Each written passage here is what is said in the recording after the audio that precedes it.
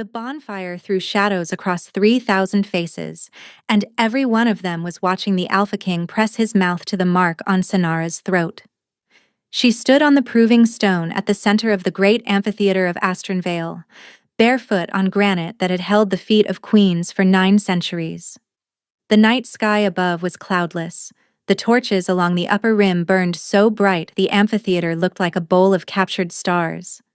And the roar of the assembled wolves, every pack leader, every elder, every warrior and healer and common wolf who had traveled from the furthest reaches of the kingdom, shook the ancient stone beneath her feet. Before these witnesses, Dravain spoke against her skin, his voice carrying across the silence that had fallen like a blade.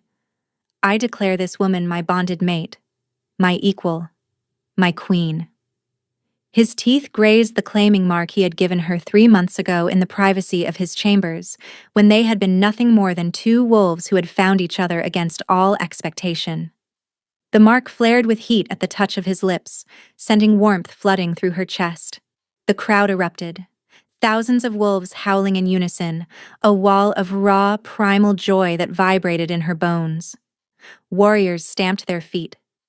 Elders bared their teeth in fierce approval. Children perched on their parents' shoulders threw handfuls of crushed silver vine into the air, the traditional blessing for a new queen. And Dravain, the Alpha King of Astron Vale, the most powerful wolf born in 6 generations, lifted his head and looked at her with amber eyes that held nothing but absolute devotion. "My heart," he murmured, low enough that only she could hear.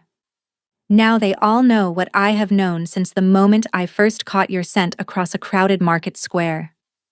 Sanara's vision blurred with tears she refused to shed. She was a commoner with no bloodline, no political value, and no army of brothers or treasury of gold. The council had fought Dravain's choice for months, presenting candidate after candidate from noble houses whose daughters had been groomed for this exact purpose. He had refused them all. "You will make enemies tonight," she had warned him that morning. "The noble houses will never accept a commoner as queen." Dravain had crossed the room in 3 strides and taken her face in his hands. "Let them rage. I did not become Alpha King by bowing to the preferences of lesser wolves. You are my mate. The bond chose you. I chose you. And tonight, every soul in this kingdom will hear it from my own lips." Now, standing on the proving stone with his declaration echoing off the amphitheater walls, Sanara allowed herself to believe it was real. That this impossible, terrifying, magnificent thing was actually happening. But not every voice in the amphitheater joined the celebration. Near the eastern archway, half concealed by shadow, a woman in silver silk watched the ceremony with eyes the color of winter ice. Ivara, of House Kelmorthen, daughter of the most powerful noble family in Astron Vale, commander of 2,000 wolves who controlled the mountain passes and trade routes. The woman Dravain had rejected. Sanara did not see her. Did not see the figure who approached Ivara's shadow and pressed a folded note into her palm. Did not see the smile that spread across Ivara's face, a smile that had nothing to do with joy and everything to do with patience. That night, the kingdom feasted. Sanara sat beside Dravain at the high table, his hand resting on her thigh beneath the table in a gesture so possessive and tender it made her pulse stutter. "You are quiet," he observed. "My queen should be celebrating." "Your queen is trying not to faint," Sanara admitted. "I keep expecting someone to announce this was all a mistake." He kissed her then, in full view of the entire kingdom, and the wolves nearest the high table howled their approval. But even as Sanara melted into the warmth of his mouth, she felt a prickle at the base of her skull. A whisper of wrongness that slithered through the celebration like smoke. She pulled back and glanced toward the eastern archway. The column where Ivara had stood was empty. She would remember this moment later, in the darkest hours of her exile, and wonder if things might have been different if she had listened to the warning her instincts had tried to give her. If she had understood that the most dangerous enemies are the ones who smile while they sharpen their knives. 6 weeks later, Sanara's world ended in the space of a single overheard conversation. She had been in the healing gardens behind the castle, harvesting moonroot for the tonic she brewed each morning to settle her stomach. The nausea had started 10 days ago, subtle at first, then impossible to ignore. She had not yet told Dravain. She wanted to be certain before she gave him news that would change everything. A child. Their child. Growing inside her while the kingdom still debated whether she deserved the crown. She was reaching for a cluster of moonroot when she heard voices drifting through the garden wall. Dravain's voice, and Ivara's. Something in Ivara's tone, low and intimate, and threaded with an emotion Sanara could not identify, rooted her feet to the ground. You cannot keep pretending, Dravain. Ivara's voice was silk over steel. The council is losing patience. My father's wolves grow restless. You made your public gesture, but we both know this cannot last. Watch your words, Ivara. You speak of my queen. I speak of a commoner you elevated to ease your guilt. Tell me I am wrong. Silence. 3 heartbeats. 4, 5. You are wrong, Dravain said.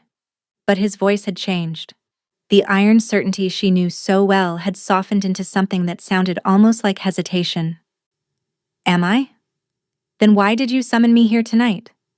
Why did you send Corwith to my chambers with a private invitation, if not because there are things you cannot say in front of her? Sanara's blood turned to ice. Dravain had summoned Ivara privately. He had told Sanara he would be in council meetings all evening. What I have to say concerns the Northern Alliance, Dravain replied. Your father's withdrawal of support has consequences that affect the entire kingdom. Ivara laughed bitterly. Do you truly believe in the bond? In fate choosing your mate? Or is that simply what you tell yourself? You chose with your body instead of your duty. And now a girl with no allies and no understanding of what it means to be queen plays at wearing a crown she did not earn. Another silence. Longer, this time. Then Dravain spoke, and the words drove through Sanara's chest like a blade of ice.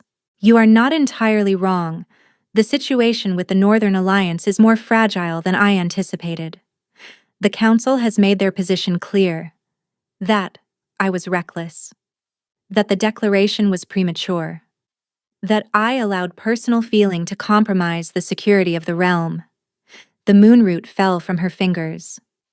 The Council wants me to consider a formal alliance with House Kelmorthen, he continued. A political arrangement.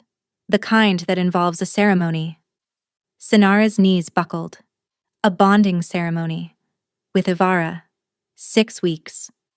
It had taken 6 weeks for the promises to crack. And what of your bonded queen? Ivara asked. Sanara would remain under my protection.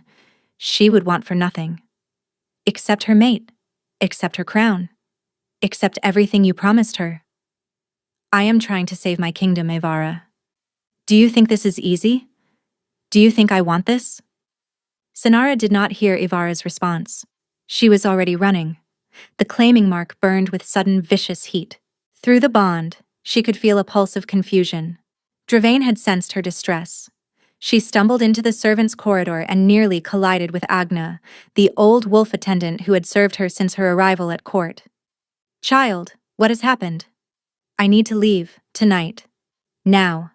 Agna's amber eyes searched her face. The garden. You heard them. It was not a question. But child, what you heard may not be what you think. The king is being maneuvered. House Kelmorthen has been orchestrating this pressure since the declaration. They want you to run. Then they will get what they want, because I will not stay in a castle where my mate discusses replacing me while I harvest herbs like a fool. Sanara, please. Give me 1 hour. Let me speak to the king before you do something that cannot be undone. But Sanara was already shaking her head. One hand pressed to her belly where the secret she had planned to share tonight now felt like a wound. He called me a complication, Agna. He told Ivara the council was right, that the declaration was premature, and that he was reckless. Those are not the words of a man being maneuvered. Those are the words of a man who has made his choice. She was already gone, running deeper into the servants' corridors. The old wolf turned and ran in the opposite direction, toward the king's study, her aged body moving with desperate speed. She did not make it in time. Sanara packed in the dark. 2 dresses, a woolen cloak lined with rabbit fur, her leather pouch of dried herbs, and a bone-handled knife her father had given her the day she left his tannery for the last time. For cutting leather, or cutting throats, he had said with his rough laugh, whatever the occasion demands. The claiming mark pulsed with heat. Through the bond, Dravain's confusion had sharpened into concern. He was looking for her, his attention sweeping through the castle like a searchlight, probing the bond for her location. She slipped through the servants' passages and out the southern gate, her scent masked by crushed silver leaf rubbed into her cloak. A healer's trick, learned from Agna in her first week at court. The forest closed around her within minutes. Ancient pines, their branches heavy with resin and damp earth. The moon hung low overhead, painting the forest floor in silver. She walked south with no destination, no plan beyond putting distance between herself and the man who had sworn before the kingdom that she was his everything, then whispered to another woman that she was a problem to be solved. The bond pulled tighter with every step. She could feel Dravain's panic now, wild and clawing. He was searching, calling her name through the bond in a way she had never felt before, raw and desperate and edged with fury directed not at her, but at himself. Good, she thought. Let him feel what it is like to reach for something and find it gone. But even as the bitter thought formed, tears were sliding down her cheeks. Beneath the anger and the betrayal, Sonara still loved him with a ferocity that made every step away from the castle feel like tearing her own chest open. Behind her, far behind but growing closer, a howl split the night. Raw, guttural. The howl of an alpha wolf in full fury, a sound that commanded every wolf within miles to stop moving and submit. He had shifted. He was hunting her. Sonara broke into a run. She veered toward the river. Water would mask her scent, would slow even an alpha's tracking. She burst through the tree line and nearly tumbled down the riverbank. The water was swollen with autumn rain, churning dark and fast over slick stones. Dangerous for a woman in her condition. Behind her, the crashing of undergrowth grew louder. She stepped into the river. The cold hit her like a fist. The current grabbed at her legs. She pushed forward, the water rising to her waist, her chest. She went under for a heartbeat and came up coughing, lungs burning. She reached the far bank and dragged herself out, soaked and shivering. She turned. Dravain stood on the opposite bank in human form, his massive frame heaving with exertion, his amber eyes blazing in the moonlight. Sonara, come back. 2 words, simple, desperate, stripped of every ounce of authority. In that moment, he was not a king. He was a man watching the woman he loved disappear. She shook her head. Whatever you heard, whatever you think happened, let me explain. Do not do this. You explained enough. You told Ivara everything I needed to hear. She saw the realization hit him, the exact moment he understood what she had overheard. That conversation was not what it sounded like. I was trying to buy time, to keep the Kelmorthans from withdrawing their forces. I would never... You called me a complication. The words hung between them over the dark water. I was speaking their language, playing their game. It was strategy, Sonara. It was never the truth. How am I supposed to know what is strategy and what is truth when you speak entirely different words in private to the woman who wants to take my place? For one agonizing moment, she wavered. The bond screamed at her to stay. But the woman who had learned the hard way that words from powerful men could not always be trusted shook her head one final time.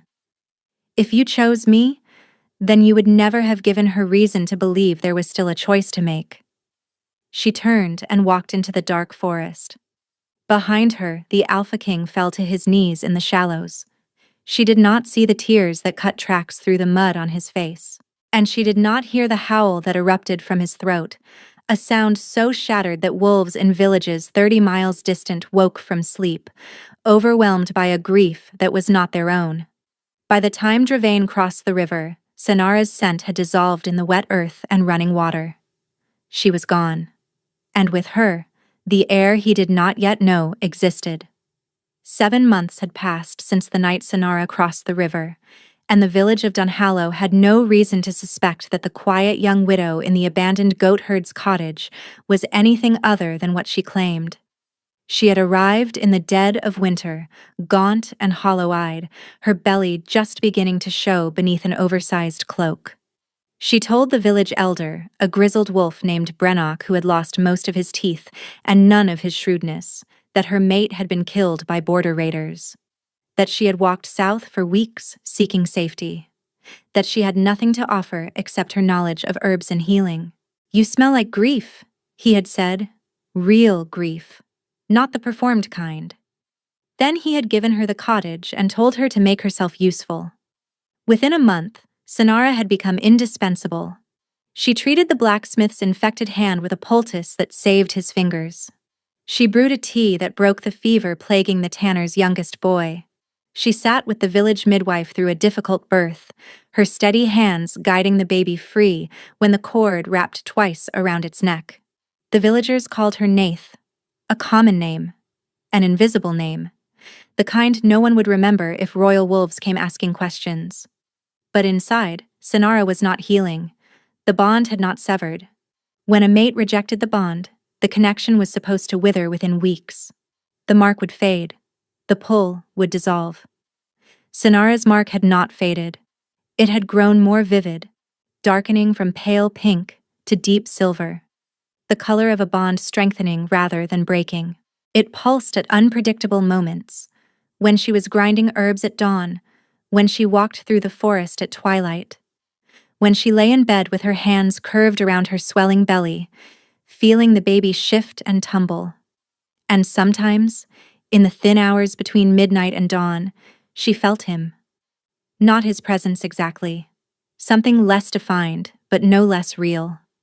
A searching, restless energy that swept across the bond like fingers running over a locked door, probing for a way in. She kept the door shut. She had rebuilt herself from the wreckage of that night by the river, one painful day at a time, and she would not let the ghost of what they had been tear down what she was building. But the dreams were harder to control. In the dreams, Dravain found her cottage and knelt before her and pressed his hands to her belly and wept without sound. She always woke from those dreams with her face wet and her mark blazing. "You are carrying this child with too much sorrow," the village midwife told her one afternoon, pressing practiced hands against Sonara's stomach. "A baby feels what its mother feels. This one is restless, anxious." She paused, frowning. "And this blood runs hot. Very hot. I have not felt a child move with such force since the last time I attended a birth of royal blood." Sonara's heart slammed against her ribs. "I am not of royal blood." "No," the midwife agreed, "but the father might have been." That night, as Sonara lay awake feeling the baby kick with a ferocity that bordered on violent, she wondered how much longer her false name and false history could hold. The child was not just hers. The child was the Alpha King's heir. And no amount of distance, no false name, no lonely cottage at the edge of a forgotten village could change the blood that ran through its veins. The traders came on a gray morning in early spring, their wagons heavy with salt and iron and news from the capital. Sonara was in the village square when young Phelan came sprinting between the market stalls with the breathless urgency of a 12-year-old who has discovered that the world contains drama. "Mistress Nath, have you heard? The Alpha King has lost his mind." The sack of flour she was holding split across the cobblestones. Phelan rushed on with enthusiastic authority. "The traders say he has not held court in months. He shifts into wolf form and runs through the forests for days without eating or sleeping. He attacked 3 of his own advisors when they tried to reason with him." Sonara knelt to gather the spilled flour, using the motion to hide her trembling hands. "The affairs of kings are none of our concern, Phelan. But that is not the worst part. The Kelmorthans have closed the mountain routes. No trade, no communication. The mountain villages are starving, and Lord Kelmorthan is gathering an army. They say a challenge for the throne is coming." A challenge, in the old law, fought to the death. "And Dravain, if the rumors were true, had spent 7 months destroying himself in search of a woman who did not want to be found. He would be weakened, exhausted, vulnerable, the perfect target. After the boy had gone, Sonara sat alone in her cottage with a cup of tea she did not drink. He was searching for her. All these months, and he had not stopped. The rational part of her mind constructed explanations. Pride. A king could not allow his declared queen to simply vanish. Possession. She bore his mark. Politics. Her disappearance made him look weak, and weakness invited challengers. But the bond told a different story. It pulsed with desperation. With longing so acute it woke her from sleep and left her gasping. With a grief that mirrored her own so perfectly it was impossible to tell where his pain ended and hers began. What if Agna was right? What if the conversation was strategy, not betrayal? What if she had done exactly what the Kelmorthans wanted? The questions followed her through the rest of the day, settling into the hollow spaces between her ribs like stones she could not cough up. She had been so certain when she crossed the river, so sure that leaving was the only act of dignity left to her. But certainty, she was learning, could be its own kind of blindness. That night, movement at the edge of the forest caught her attention through the window. A large wolf standing between the pines, its muzzle pointed directly at her cottage. Not a wild wolf. Wild wolves did not stand that still, did not watch with that level of fixed, intelligent attention. Its posture was rigid, alert, its ears forward. 2 more shapes materialized from the deeper forest, flanking the first, forming a loose perimeter. Watching. Waiting. The mark on her throat erupted with heat so intense she cried out. Through the bond, she felt something lurch. A distant predator lifting its head, catching a scent it had been hunting for months. His wolves. His scouts. The advance guard of a search that had consumed a kingdom. Sonara pulled the curtain shut with trembling hands. It was only a matter of time before he followed. The knock came 2 days later. Sonara had spent the intervening hours in suspended terror, calculating routes south, measuring the distance to the border against the limitations of her body. 8 months pregnant and alone. She would not make it 20 miles before the wolves ran her down. The knock was firm, but not aggressive. 3 measured raps, the kind a person makes when they want to convey authority without threat. Sonara opened the door with her father's knife behind her back. Corwith, Dravain's first beta, his closest advisor. The man who had stood at the king's right hand through every crisis of the last decade. Mistress Nath, Corwith said, and the false name sounded almost gentle in his measured voice. Or should I say Sonara, maid of the Alpha King, bearer of the royal mark, and the most hunted woman in 5 kingdoms. If you have come to drag me back, you should know I will take your hand off at the wrist before you touch me. The ghost of something that might have been admiration crossed Corwith's face. I have not come to drag you anywhere. I have come to tell you the truth, and to warn you that the truth may be the only thing that saves your life. She led him inside. He took in her cottage with a single sweep. The drying herbs, the narrow bed, the evidence of a woman living on the thin edge of survival. What you heard in that garden, Corwith said quietly, was a script, written by Ivara and her father. Fed to the king's advisors as a recommended diplomatic approach, Dravain was told that the only way to prevent Lord Kelmorthan from withdrawing his army was to offer Ivara the appearance of hope. Not a genuine offer. A performance designed to buy time while we fortified the eastern border. And he had no choice but to dismiss me as an inconvenience as part of this performance. He should not have used those words. He knows it. I told him so to his face. But Lord Kelmorthan had given an ultimatum. Withdraw the declaration within 30 days, or the Kelmorthan army pulls out of the passes. Without those passes, Eastern Raider clans would pour into our territory within a week. Thousands would die. So I was sacrificed for strategy.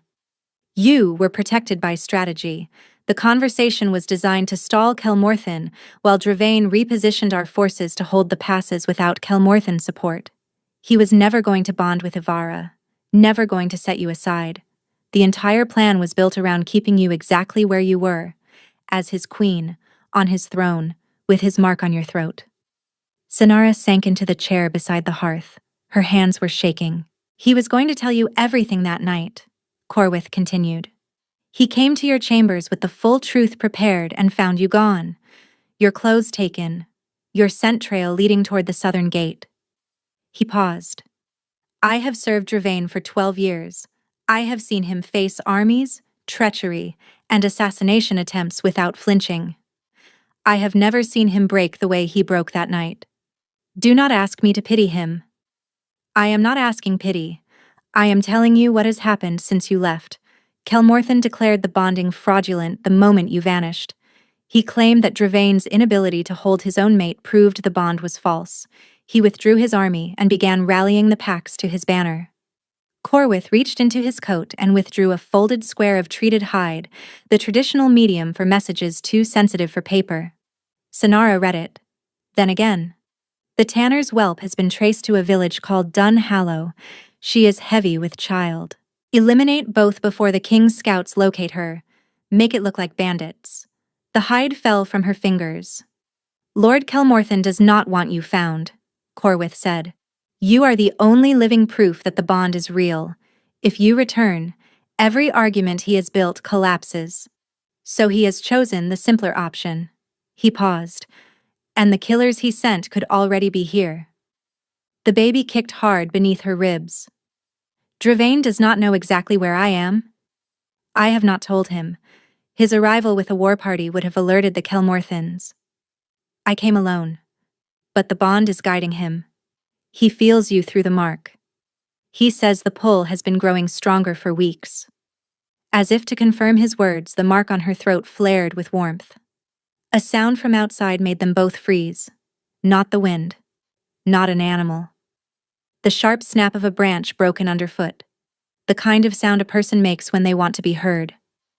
Through the window, shapes moved between the trees. Not the dark gray scouts from 2 nights ago.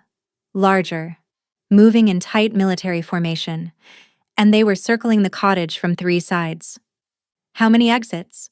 Corwith asked, his voice suddenly flat and professional.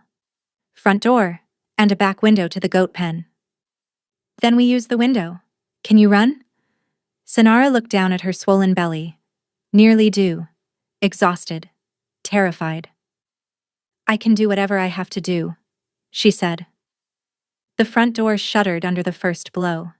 The door held for exactly 3 seconds. Corwith grabbed Sonara and hauled her toward the back window as the entrance exploded inward. 2 wolves in shifted form lunged through the wreckage, their eyes flat with the detachment of professionals who killed for coin rather than conviction. Corwith shifted mid-stride, his lean body ripped apart to reveal a wolf the color of storm clouds, all coiled muscle and bared teeth.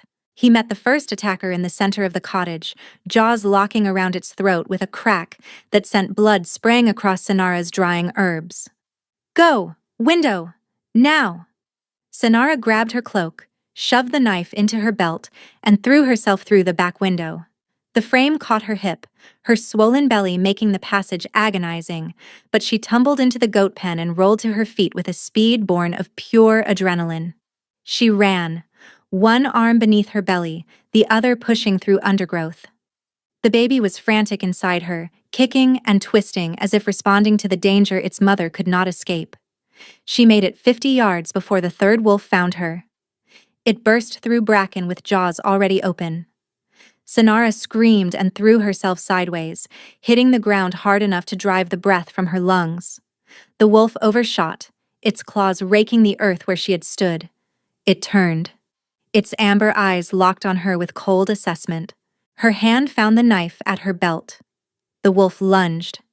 She rolled onto her back and drove the blade upward with both hands. The knife caught the wolf beneath the jaw, sinking deep into soft tissue. Hot blood poured over her hands, her arms, her chest. The wolf collapsed on top of her, its massive weight crushing the air from her lungs.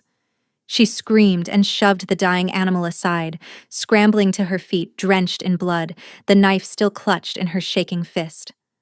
Then a howl of pain rose from her cottage. Corwith stumbled between the trees in human form, one arm hanging at a wrong angle, blood sheeting down his face. Behind him, two more wolves were advancing, stepping over a body Corwith had already killed. He had fought 4 wolves alone and taken 2 down. But the remaining pair were fresh, and Corwith was broken. Sonara reached for the bond, not to feel Dravain. She reached for the bond itself, the living thread connecting her to the most powerful wolf in 5 kingdoms. She grabbed it with everything she had, every ounce of fear and fury and desperate maternal ferocity, and she pulled. The mark on her throat detonated. Silver light erupted from the claiming scar so bright it turned the forest to noon. The advancing wolves yelped and recoiled. Corwith threw his unbroken arm across his face, and somewhere to the north, she felt an answering explosion of power that shook the bond like a struck bell. He knew exactly where she was, but he was not here yet. Sonara stepped in front of Corwith. "Get behind me." "You are 8 months pregnant," Corwith gasped, "and you have 1 working arm. Get behind me." The wolves charged. She raised her father's knife and braced herself, knowing she could not survive this, knowing she would fight anyway because her father had raised her to cut leather or cut throats, and the occasion demanded the latter. The first wolf was 3 strides away when the forest exploded. Trees snapped like dry bones. The ground shook. A roar filled the air, the full-throated fury of an alpha unleashed from every restraint of civilization and reason. A shape erupted from the tree line so fast it was barely visible. Black fur, massive frame, eyes blazing not amber but molten gold, lit from within by rage that bordered on supernatural. Dravain hit the first wolf like a battering ram. The impact sent the wolf's body cartwheeling through the air before striking an oak with a crack that silenced the forest. The second wolf turned to flee. It made 4 steps before Dravain's jaws closed around its hindquarters. When it was over, the Alpha King stood in a clearing painted in blood. His golden eyes swept the tree line, hunting for more threats. Finding none, those eyes turned to Sonara. The massive black wolf approached her 1 slow step at a time. Each paw placement deliberate, careful, as if the most dangerous wolf in the known world was afraid the pregnant woman with the knife might run from him again. He stopped 3 feet away. His great head lowered until his muzzle was level with her belly. He inhaled deeply, and a shudder passed through his entire body. The baby kicked. A single sharp movement toward its father's nose. The Alpha King of Astronvale made a sound no one would ever have associated with a creature of such devastating power. He whimpered. Sonara's knife hand dropped to her side. The shift happened between one breath and the next. A man now knelt in the blood-soaked earth. Trembling. His amber eyes fixed on her belly with an expression of overwhelming revelation.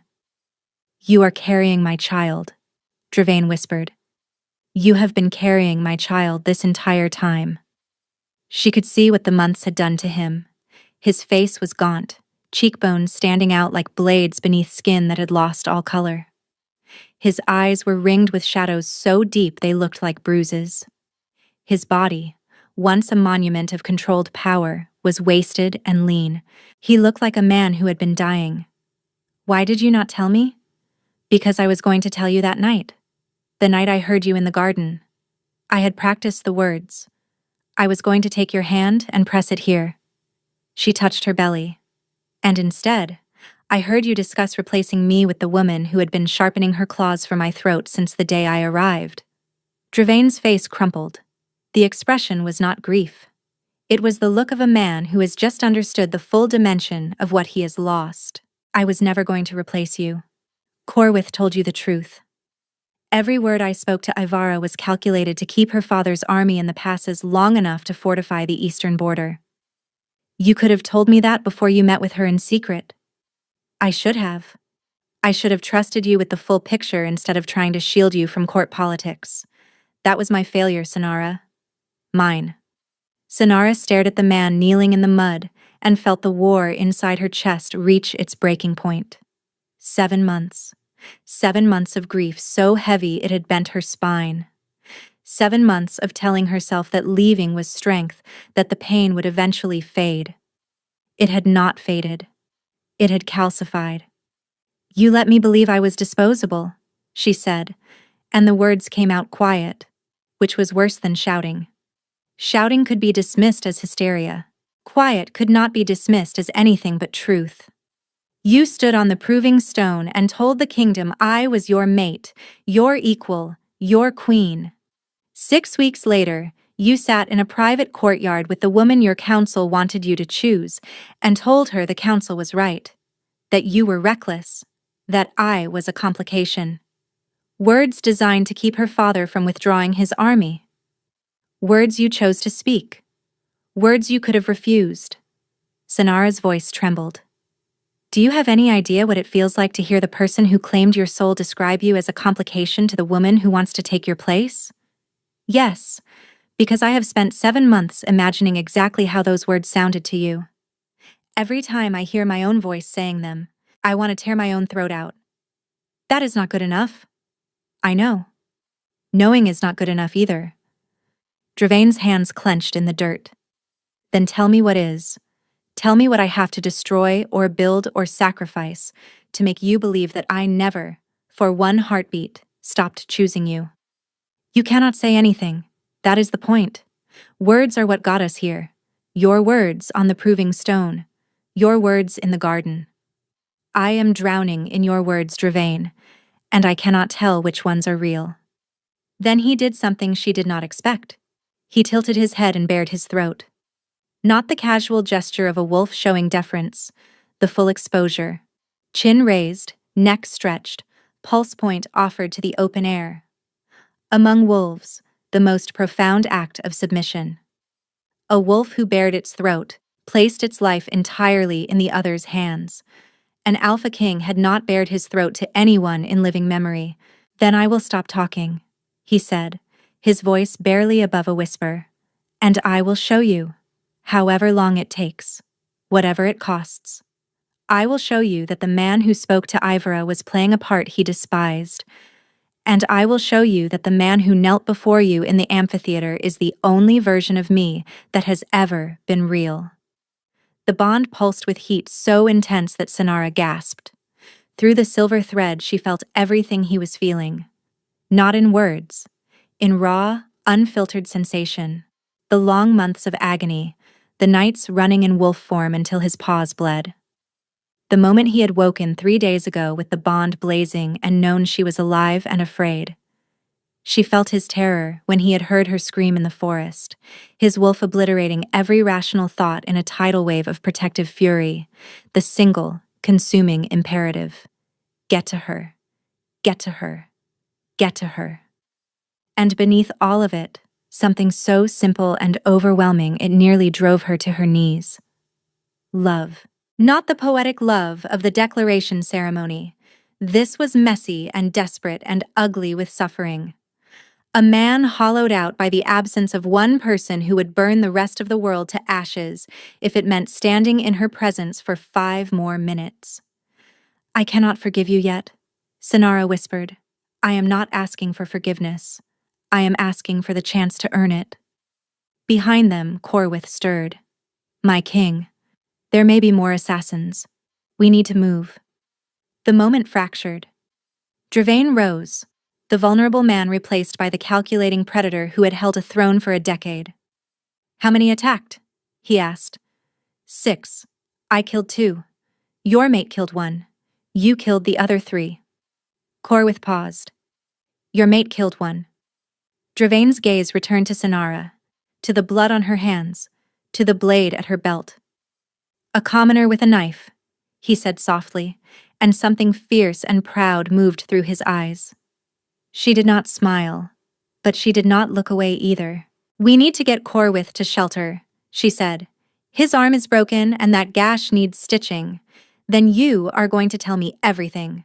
Not the version you think I can handle. Everything." Dravain nodded once. "Everything." He reached for her hand. She did not take it. But she did not step away. And for now, standing in a clearing full of dead wolves with his child kicking beneath her ribs, that was enough. They traveled north through the night.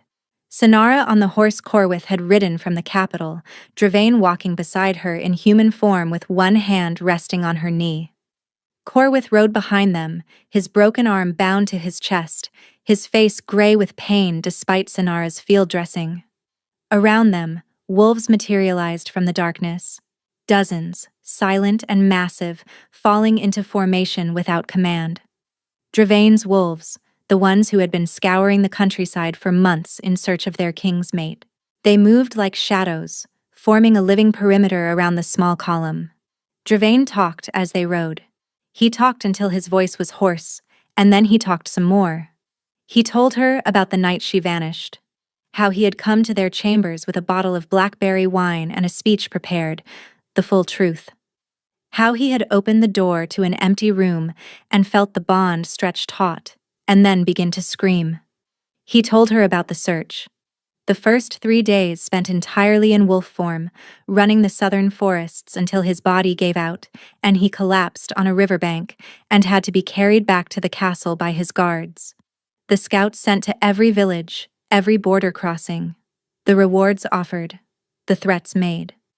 The alliances burned when pack leaders refused to cooperate. He told her about Ivara. She came to me the morning after you disappeared. She said your flight proved the bond was unstable, that a true mate would have trusted her alpha instead of running. She offered herself as a replacement. What did you say? I told her that if she or any Kelmorthan spoke your name in my presence again, I would consider it a declaration of war. He paused. In retrospect, that may have accelerated their plans. As dawn broke over the ridge ahead, Sinara got her first look at the kingdom she had fled. Something was very wrong. The valley should have been green with early spring.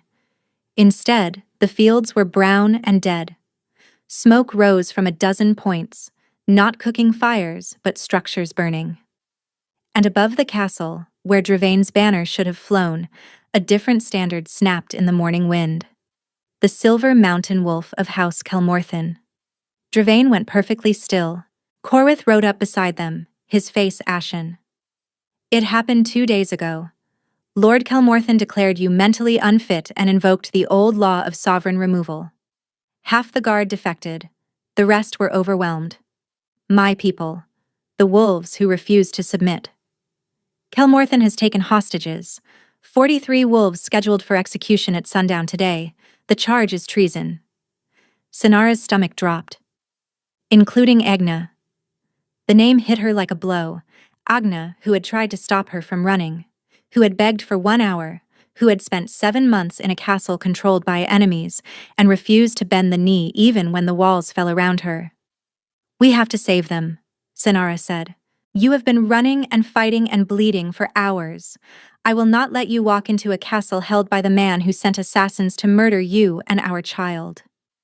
And I will not sit on a hillside and watch 43 wolves die because they were loyal to us. Agna tried to save me that night. I did not listen.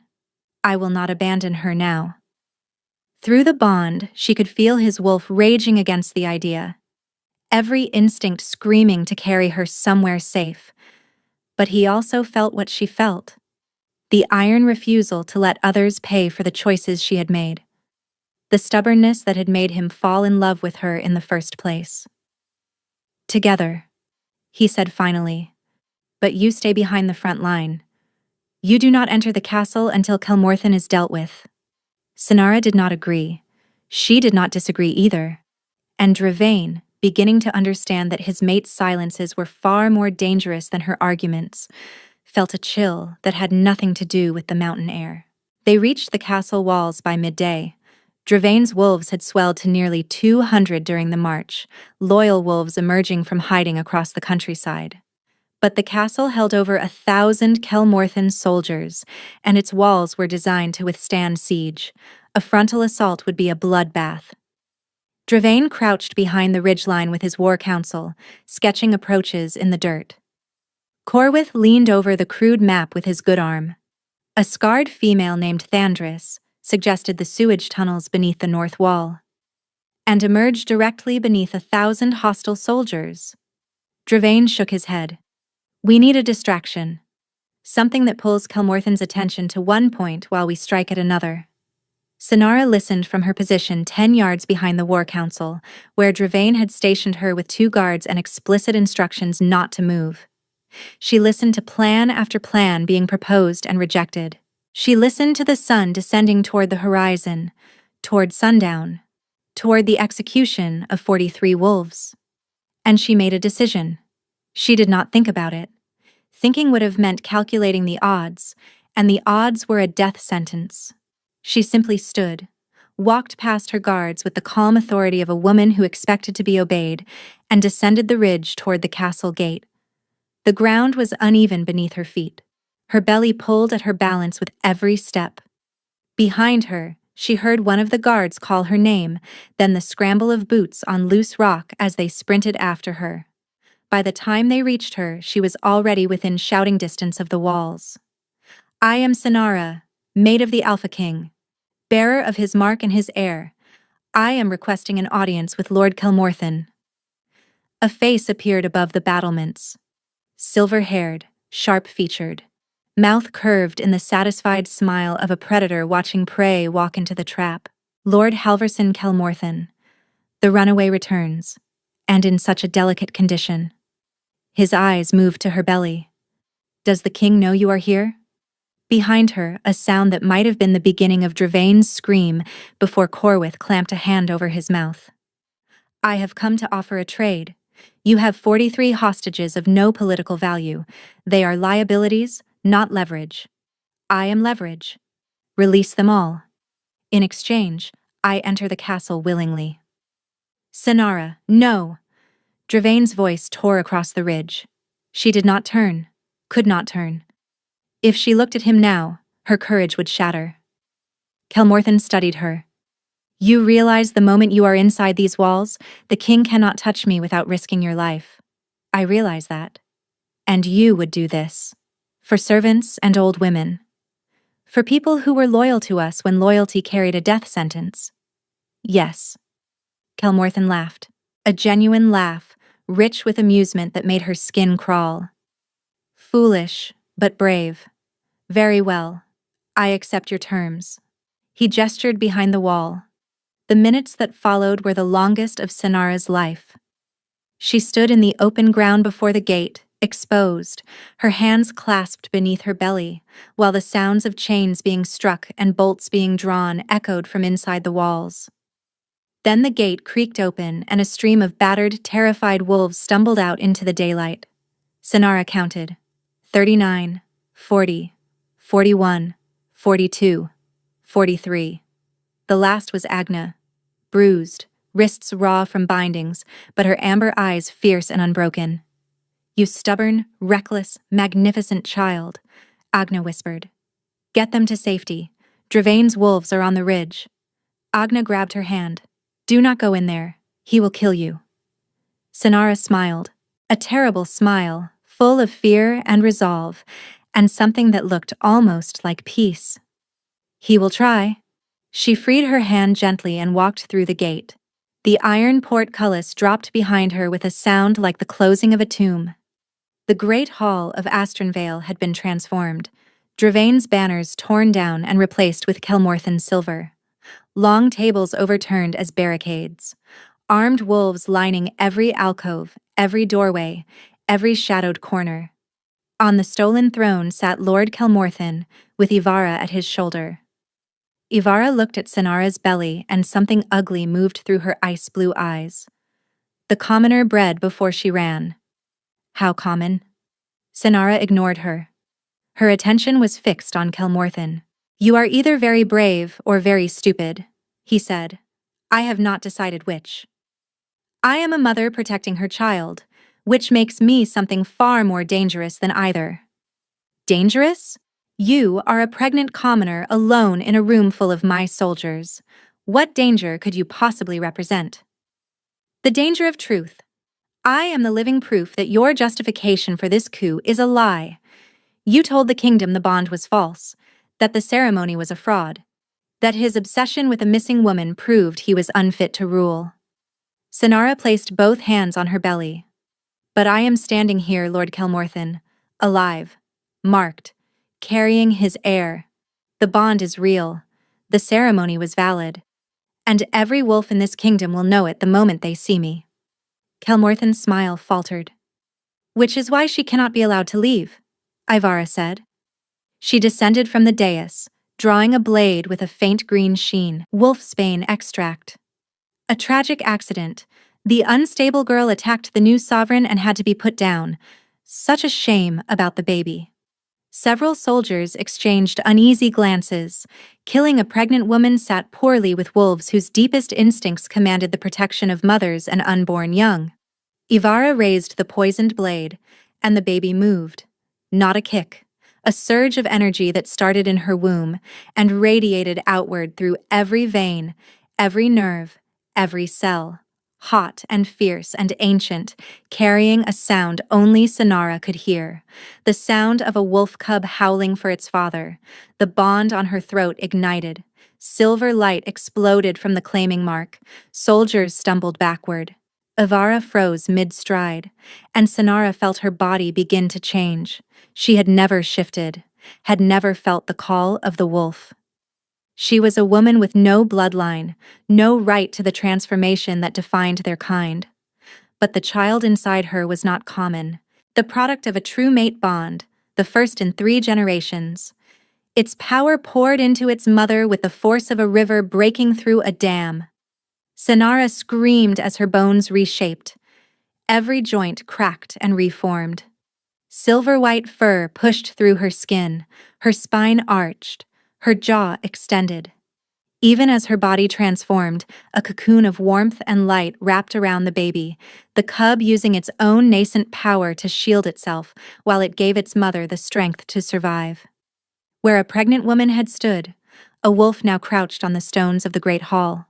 Fur the color of starlight, eyes blazing amber. Smaller than a warrior wolf, but vibrating with power that made the stones hum. Ivara screamed and plunged the blade downward. The great hall doors detonated. Dravain came through the wreckage in full wolf form, a black avalanche of fury, 200 wolves pouring behind him. He crossed the hall in 3 bounds and hit Ivara before the blade could descend, sending her spinning across the stone floor. He planted himself in front of Sonara, a wall of black fur between his mate and every threat in the room. Chaos erupted, but the outcome was never truly in doubt. Half the Kelmorthen wolves threw down their weapons the moment they saw Sonara in shifted form. They could feel the bond radiating from her and Dravain, a wave of undeniable truth that washed away months of Kelmorthen propaganda. One by one, the soldiers knelt. Kelmorthen made one final desperate play. He drew a ceremonial sword from behind the throne and charged directly at Sonara. She turned to face him, and from her throat came a howl unlike any she had ever heard, layered with harmonics, woven with silver light, amplified by the power of the unborn cub. The sound hit Kelmorthen like a physical force.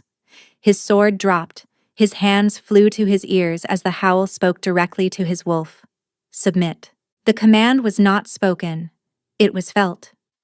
Every wolf in the hall felt it, a compulsion so primal and absolute that even Dravain's wolves dropped their heads. Lord Halverson Kelmorthen fell to his knees on the stones of a throne room he had stolen and could not hold. Sonara shifted back to human form, one hand on her belly where the baby had stilled, exhausted by the power it had channeled. Dravain shifted beside her, said nothing, simply stood at her shoulder and waited. This was her moment, not his. Your daughter tried to murder me and my child. Your soldiers hunted me through the forests of a kingdom I was supposed to call home. You overthrew the rightful king and sentenced 43 wolves to death for the crime of loyalty. You are nothing, Kelmorthen spat. A commoner, a nobody. Sonara looked at him for a long moment. Perhaps not. But I earned it. She turned to Dravain. Your kingdom, your justice. Halverson Kelmorthen, you are charged with treason, attempted regicide, conspiracy to murder the queen and the royal heir, and the unlawful imprisonment and attempted execution of 43 wolves of the realm. You will face trial before the assembled packs. Then, In front of every wolf in the great hall, the Alpha King bared his throat. "My mate," he said, "my queen, my heart." He pressed his lips to the silver mark on her throat. The bond blazed between them, and Sonara felt it finally, fully lock into place. Not the strained, screaming thread of separation. This was completion. Two souls recognizing each other with such force that the stones beneath their feet trembled. Through the bond, she felt everything. The night of the garden through his eyes. The self-loathing as he spoke words he did not mean. The speech he had prepared. The full truth. That he had carried to empty chambers only to find her gone. The months of searching. His wolf howling every night through stone walls. The moment the bond had flared and he had known, with the certainty of a man touching fire, exactly where she was. And what he felt now. Standing beside her in the ruins of a stolen throne room, his child safe inside her. Joy. Overwhelming, annihilating, savage joy. Sonara cupped his face in her hands. "I am still angry with you," she said. "I know. And I may be angry for a very long time. I will wait. But I am here, and I am not leaving again." Dravain closed his eyes. A tear slid down his cheek and caught in the stubble along his jaw. "That is enough," he whispered. "That is everything." Around them, the wolves of Astronvale began to howl. Not fractured, grieving howls. Something new. Something whole. The sound of a pack that had found its center again. The sound of wolves who had finally, at long last, come home. In the weeks that followed, the kingdom of Astronvale exhaled. Lord Kelmorthen and Ivara faced trial before the assembled packs in the same amphitheater where Dravain had once declared Sonara his queen. Kelmorthen was stripped of his titles, his lands, and his wolf. The ancient ritual of severance left him human, nothing more, a man without a pack, exiled to the salt flats beyond the southern border. Ivara received the same sentence. She screamed as the severance took hold. The sound was terrible. But not one wolf looked away. Some prices had to be witnessed to be understood. The kingdom healed slowly. The fields that had withered began to green again. The wolves who had grown erratic calmed as the completed bond radiated peace through the pack hierarchy. And Sonara, for the first time in her life, stopped running. Forgiveness was not a door that swung open with a single push. It was a path walked day by day, conversation by conversation, truth by painful truth. Dravain told her everything. Not just the Kelmorthen strategy, but every doubt. Every moment of weakness since realizing his mate was a woman with no political allies who would make his reign immeasurably harder. The advisors who had urged him to reject the bond. The guilt he carried forever, allowing those doubts to exist. And Sonara told him everything in return. The loneliness that had preceded the betrayal, the shame at every state dinner, every encounter with noble wolves who looked at her calloused hands and saw a commoner instead of a queen. The fear that Ivara's words had merely confirmed what she had always secretly believed, that she was not enough. Dravain took her hands and pressed them to his chest. These hands saved Corwith's life in a forest clearing. These hands killed a wolf that was trying to murder you and our child. These hands have healed the sick and brewed medicines from nothing but roots and knowledge. These are the hands of my queen. And any wolf who cannot see that does not deserve a place in our kingdom. The baby came on a night when the moon hung full and golden over Astronvale. Sonara labored for 6 hours while Dravain paced outside the birthing chamber, his wolf so close to the surface that his eyes flickered between amber and gold, with every muffled sound from behind the door. Agna was the one who finally opened the door. The old wolf's face, still bearing the fading bruises of her captivity, was split by a smile so wide it seemed to crack granite. "A boy," she announced. "Strong lungs, stronger grip. He grabbed my finger before I could clean him and would not let go." Dravain was through the door before she finished speaking.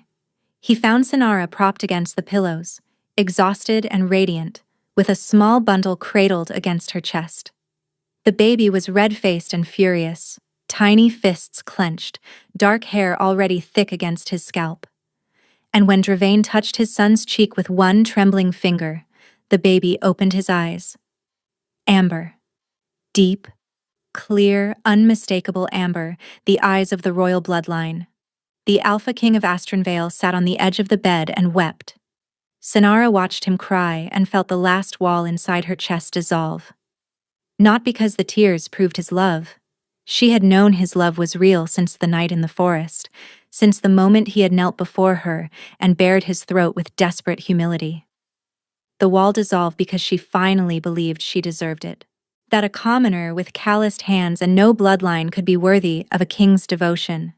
Not because he made her worthy, but because she had always been.